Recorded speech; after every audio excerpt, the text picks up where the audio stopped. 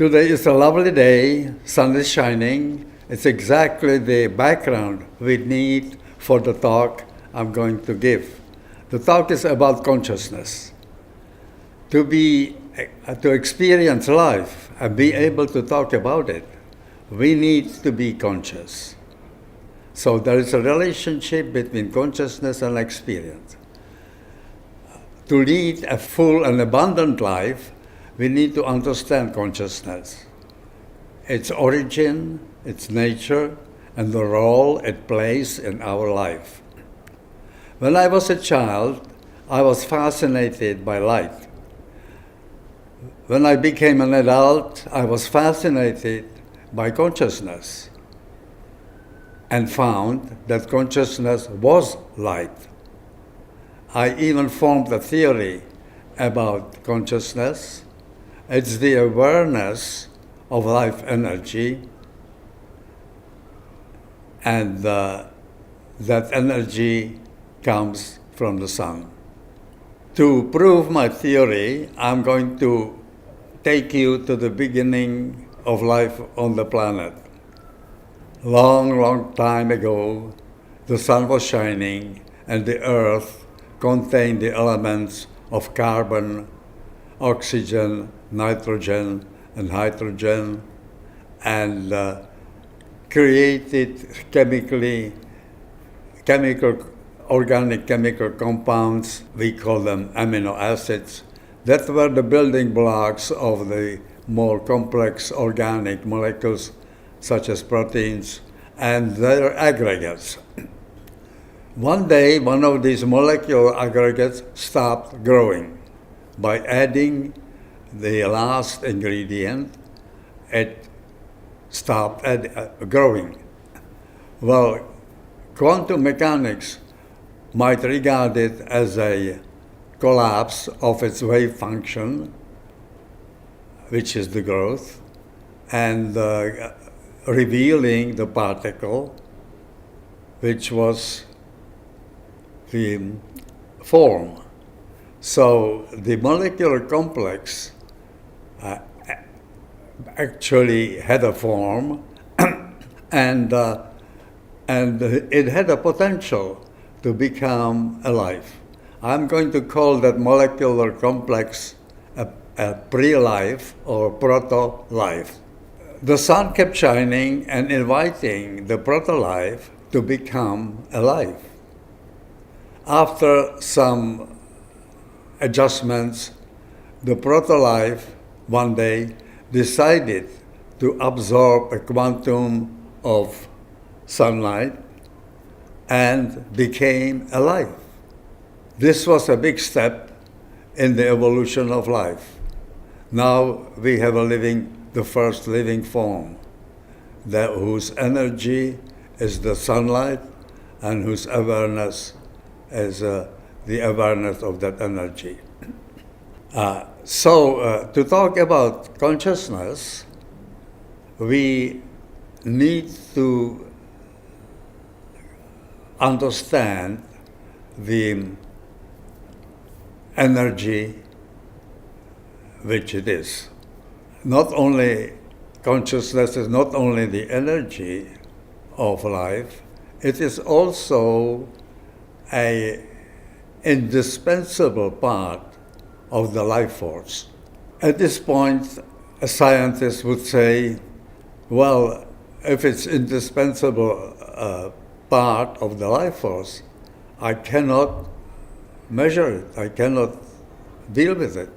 So he might leave it out of his experiments.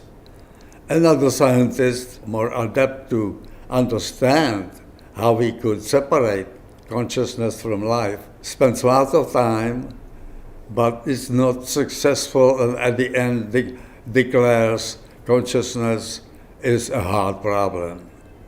Then came other scientists that began to work with the mind and the brain, and talked about consciousness as being a epiphenomenon of the process of the mind to brain cooperation.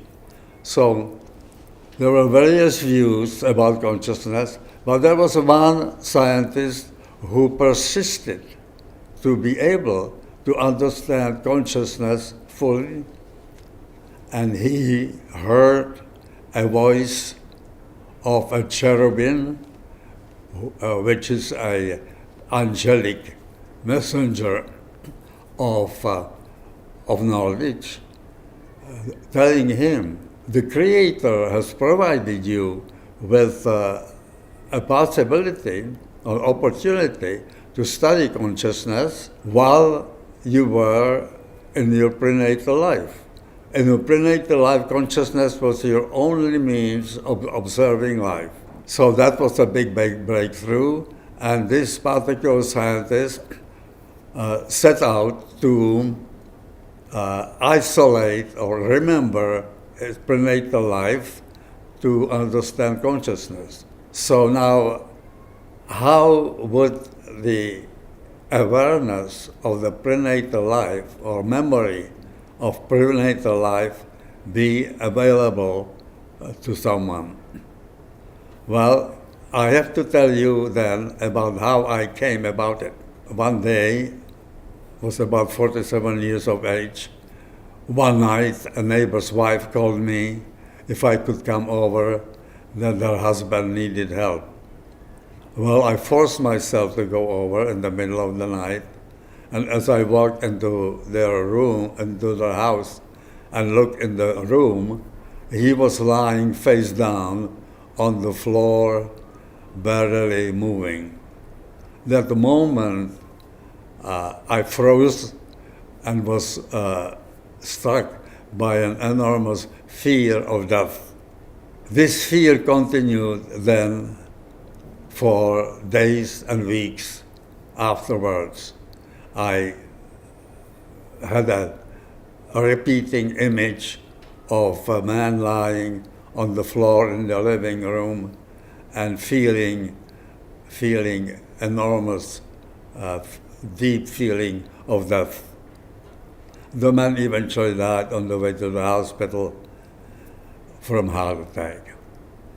Well, I was trying from then on to somehow get over my fear of death, but nothing worked, and so I eventually submitted myself to a deep primal regression and found that my fear of death was really related to my psychological death as an infant of 7 months of age who was separated from his mother.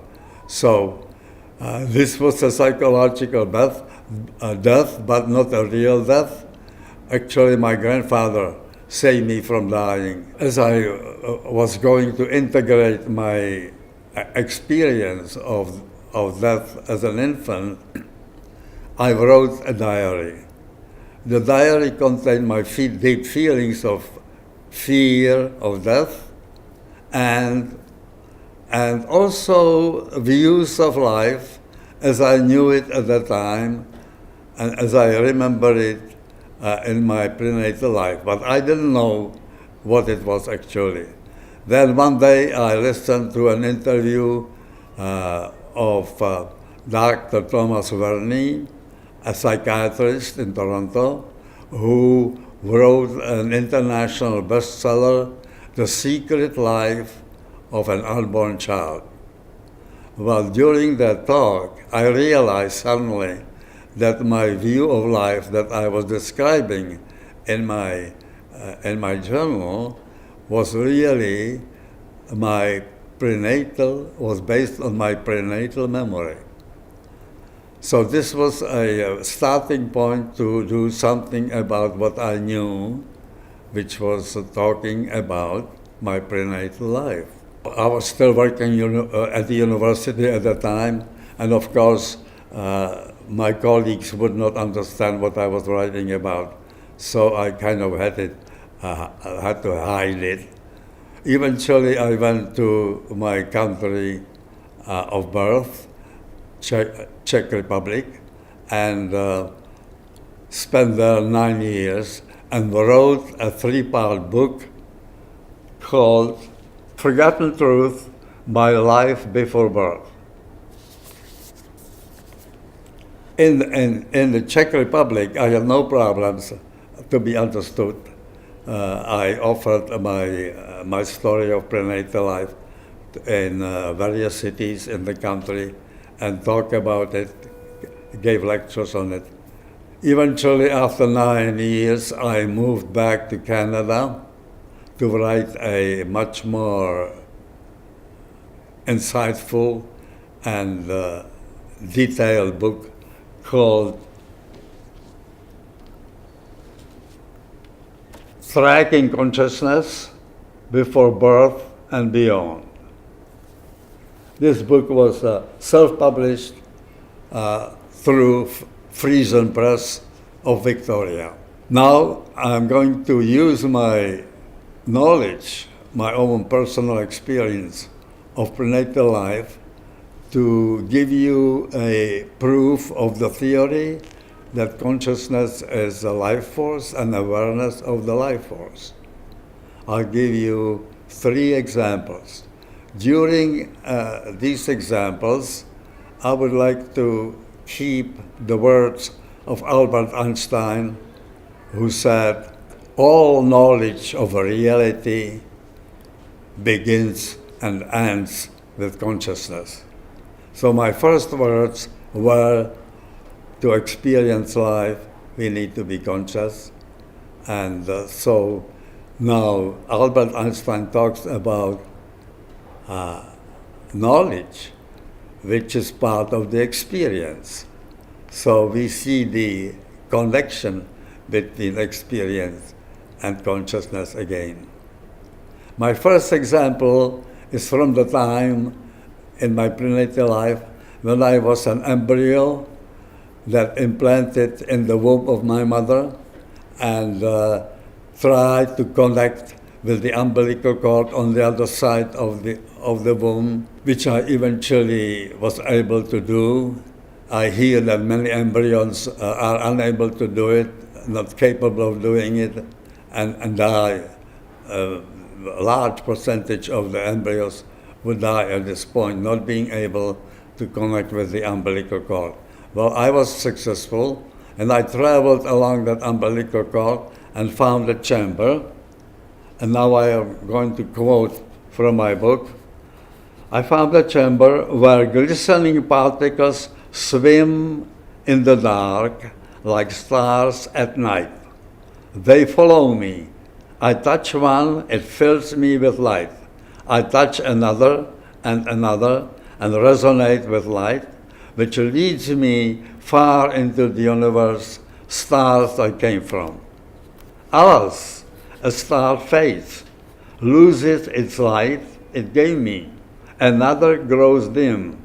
All shed the light they gave me. My space darkens.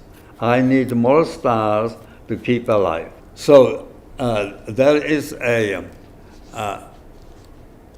experience of the unborn child which leads the child to connect with the stars it claims it came from. So after I published my book, I was looking for sources where the idea of light and primarily the sunlight and the consciousness was talked about.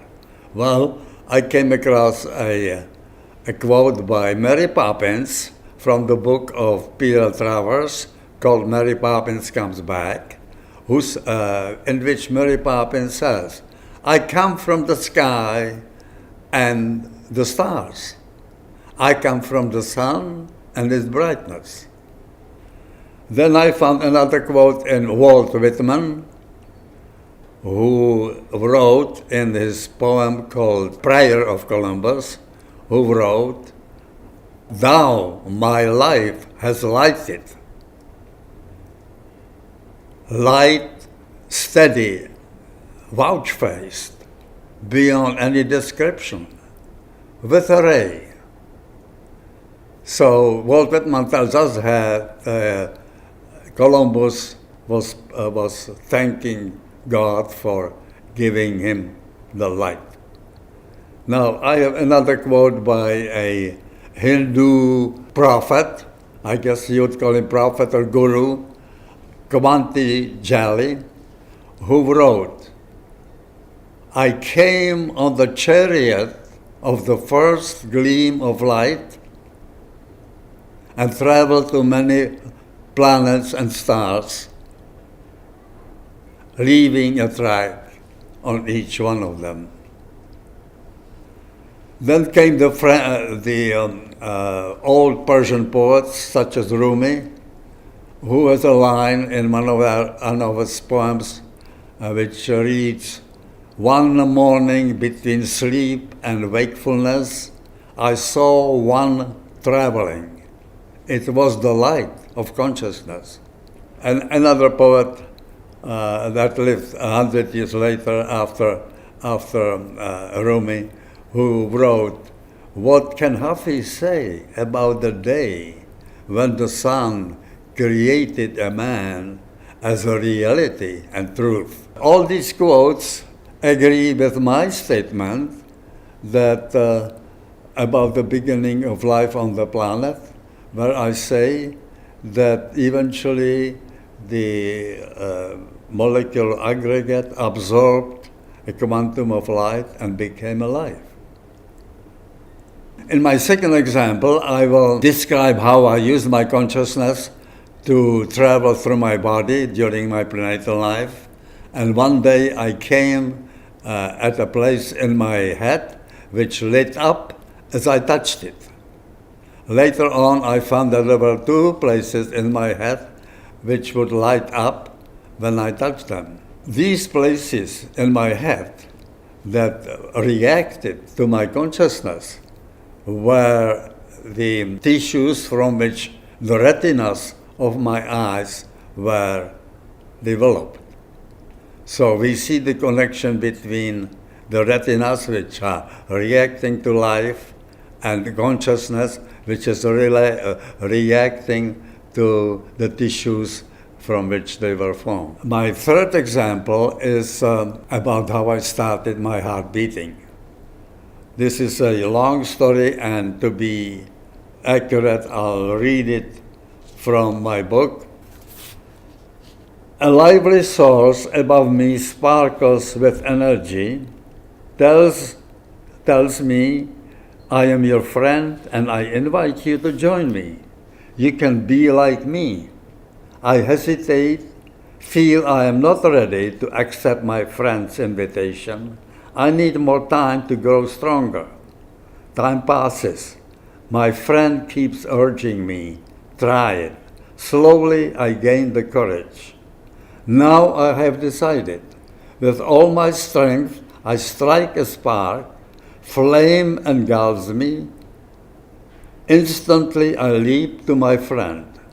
We start to dance. I learn the rhythm. Now I must try to dance alone. I strike a spark, but do not jump. Another, still I cannot jump. Now a stronger one, and this time I jump. Another jump, and I continue. Spark jump, in rhythmic harmony. I rejoice. Now I hold my own flame, courage and strength to do anything." So, here is a story how our heart was started to beat, and it refers to the mother's heart as being the source of energy and life, which influenced the sleeping heart. What actually the mother's heart did was to awaken the sleeping heart of the fetus, to awaken it to life. My fourth example is different. It's about the time I was traveling as an egg in my mother's body, in the oviduct, what they call, and I had a feeling as I was traveling that I had an urge to keep moving. That was a very important need for me to keep moving. So I was curious where this urge to keep moving is coming from. Eventually, I looked into the middle of myself as an egg, and I saw a veil, and inside the veil there was I saw a sacred human form, like a baby during the gestation. So I was wondering how this image of sacred human form came about, and my understanding is that the consciousness of the egg was able to communicate with the charge of the DNA molecule. The DNA molecule has an electric charge, and consciousness is energy, and communicated with. So the consciousness communicated with that DNA molecule to recall the state when the molecule was formed. So at that point, the egg knew that the purpose of its life, of its journey, is really to deliver this human form, part of the DNA molecule, on time, so that the time is very crucial for the life to happen. Listening to my story of prenatal life, you might still wonder whether it's an imagination or whether it's really based on a true experience. So I would like to give you now a little demonstration of physical memory from the time in the womb. Physical memory has got one advantage. It is always authentic. You cannot lie with your body. So here are some of the movements I did when I was in the womb. First of all, I would stretch and move like this, very, very slowly, feeling my energy and stretching my body. Then before I was close to being born, I was practicing the strength in my neck, because neck plays a huge role during the birth. So I would create a loop with my arms, and I would try to squeeze my head through it. And I would do this exercise, as I say, before I was about to be born. Now, the third example is rather strange, and it's what known in philosophy as Ouroboros, which is a symbol of a snake biting its tail. That requires, to do that for a baby, that requires taking hold of its leg and of its foot and trying to put the foot in its mouth. This is called Ouroboros, and it's nothing else but a symbol of unity of the body. We come now to the last part of my talk, which is the role of consciousness in our life. I would like to begin by talking about electromagnetic radiation. Electromagnetic radiation plays a huge role in the universe, and only a tiny part of it is available to us, to our perception. We call it light, and it's around the wavelength of half a micron, so the very tiny part. So the universal, the consciousness that's part of the fundamental force, the energy, is the universal consciousness, and the small tiny part is our consciousness, comes from the awareness of light. At the beginning of the life force, the ever consciousness was present at every energy consuming process.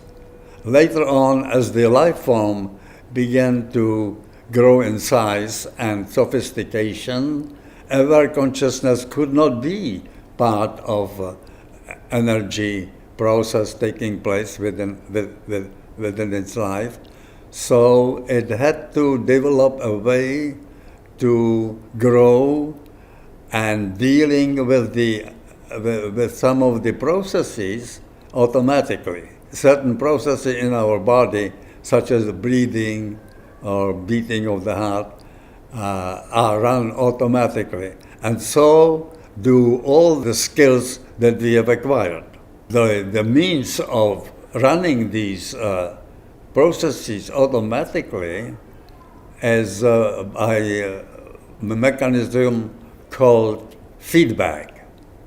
So feedback enables us to go on living without being aware of the consciousness that originally was behind it. The consciousness at this point can be freed to attend to other more urgent matters taking place. So as an example of a feedback mechanism, I would like to give you a quick look at the 3D vision. We all see 3D because we have two eyes. Now let's consider that our eyes are focused on a point in space in front of us, and then they move to another point in space. What happens during that time? During that time, each eye has to perform individual accommodations and rotations of the eye axis to meet and embrace the second point in space visually. These actual rotations and accommodation are perceived by the brain and synthesized by the mind into a 3D of the relationship between the second point and the first point. What happens to consciousness in the feedback? That's the question. Well, during the feedback of a learned skill, consciousness is present, but awareness of that event is not present. So we have a situation when life goes on without being witnessed by an aware consciousness. So the matter that is created during the time of a feedback becomes invisible, so to speak, to the self, and we call it, and the growth is called dark matter. Similarly, the energy taking place during that time is not visible to the self and soul, and we call it dark energy. So really, during the feedback, we're creating dark energy and dark matter. These play big roles in our life because dark matter keeps our body together and maintains its unity, and dark energy adds to our knowledge of life and becomes the unconscious energy present. Astronomers actually found that there are regions in the universe, in the cosmos, which they call dark energy and dark matter. And they don't seem to know how it came about. Well, I would suggest that it came about because the universe itself is conscious. And if the universe is conscious, then we have the same situation in the universe as we have in our body. We create dark energy and dark matter. Lastly, I would like to talk a little bit about what harms our consciousness. Originally, our consciousness was aware and operating at full intensity with our inherent capacity for being aware of consciousness. This could not continue after we were born because the consciousness that we had in the prenatal life was not recognized and would not be nurtured. However, for a short time after birth, the infant still operates under the notion that it is in the womb and still is trying to observe the world with consciousness. So it can, for that infant to be able to continue a little while in that state, it has got a way of connecting with that prenatal state by dreams, by intuition, by moments of enlightenment. I would like to now talk about the ways we can lose consciousness. The greatest loss of consciousness or situations in which consciousness is diminished occurs during our adult life, in which we have to deal with survival in the world. Our survival in the world is based on perception by our senses and by thinking. These perceptions of the objective world are only an apparent view of the reality, only an apparent view. They are not the real view of what's there. So we have to cope with being able to live with the information that is only apparent.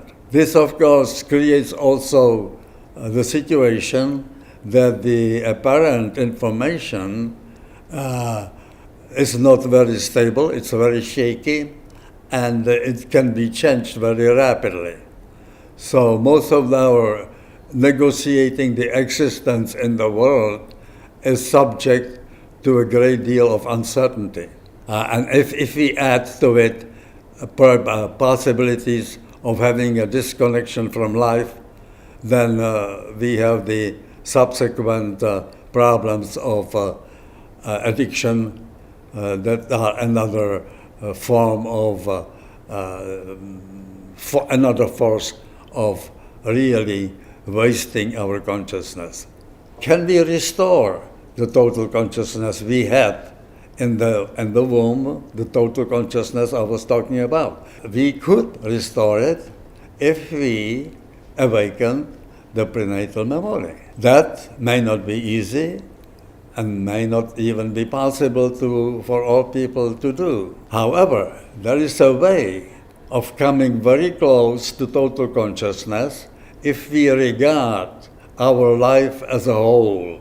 What I mean is that our life, this life we are leading right now, its wholeness will start with conception, with prenatal life, with birth, with early infancy period, then childhood, then adolescence, then eventually mature life, and that life continues to a point where we begin to wonder about what is our purpose on the earth, really, and may get us closer to our state in which our body will not be with us anymore, and do we exist afterwards in some form.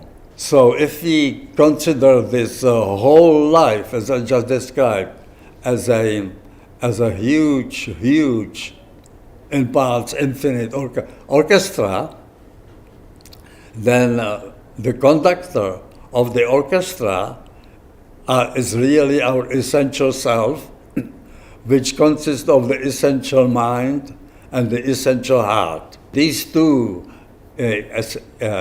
consciousnesses work together, and they are best symbolized in the Tao symbol of the yin and yang.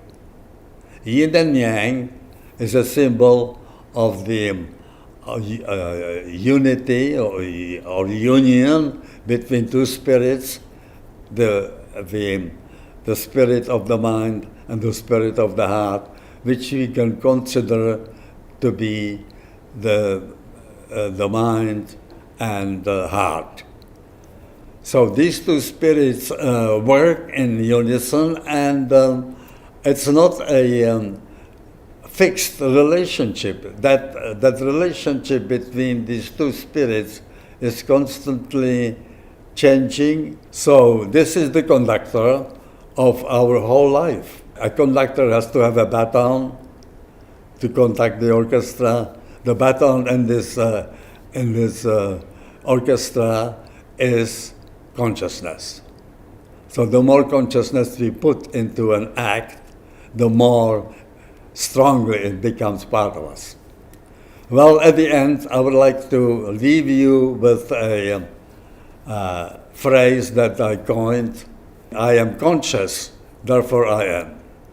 The phrase, I am conscious, therefore I am, really is a definition of wholeness. So when we are whole, we cannot be anything else. So life is really under our control. We all differ in our capacity for consciousness. So even if we use total consciousness that we are born with, we are not conscious to the same level as any other person. The same thing is with intelligence. I have met a person who really comes closest to total consciousness. His name is Hope. That's not his real name. Hope Fenba.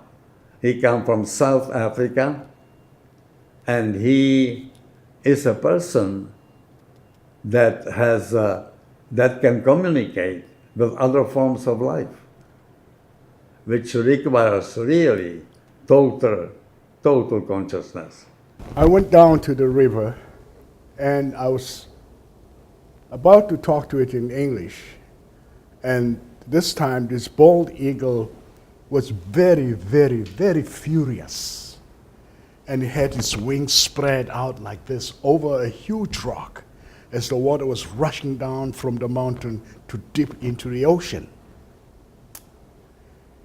But as I got closer to the bald eagle into the water, I found myself talking to it in my native language, which is called Xhosa, Xhosa, Xhosa. And I said to this bald eagle,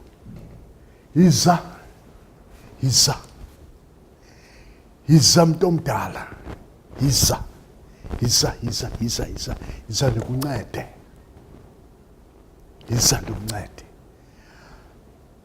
He looks at me, and I said, hiza mntomdala, hiza. I got closer to it. Hiza. Phakamisa.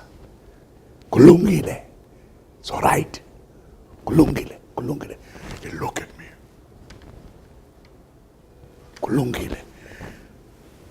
Held him close to me. Went out of the river into the house.